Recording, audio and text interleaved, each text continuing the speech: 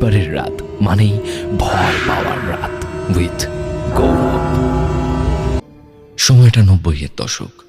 তখনকার দিনে এত সুযোগ সুবিধে যেমন ছিল না, তেমনি আমরা যে জায়গাটায় থাকতাম সেখানে ছিনতাই হতো বড্ড বেশি।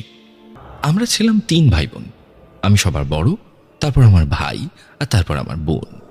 আমার নাম পূর্ণিমা, আমার ভাইয়ের নাম বুবাই, আর বোনের নাম পিঙ্কি। আমাদের বাড়িটা ছিল একতলা।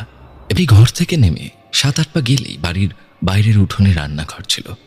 রান্নাঘরের মাথায় শুধু 2টো বাঁশ দিয়ে ছাউনি মতন করা ছিল, যাতে বৃষ্টি পড়লে উনুনটা না নষ্ট হয়ে যায়। রান্নাঘরের চারদিকটা কিন্তু ঘেরা ছিল না, আর ওই রান্নাঘরের পর থেকেই জঙ্গল শুরু, যার ফলে যতদূর দেখা যায় পুরোটাই জঙ্গল ছিল। একদিন আমার মা বাবা আমাদের রেখে নৈহাটি যাবেন বলে ঠিক করেন। নৈহাটিতে আমার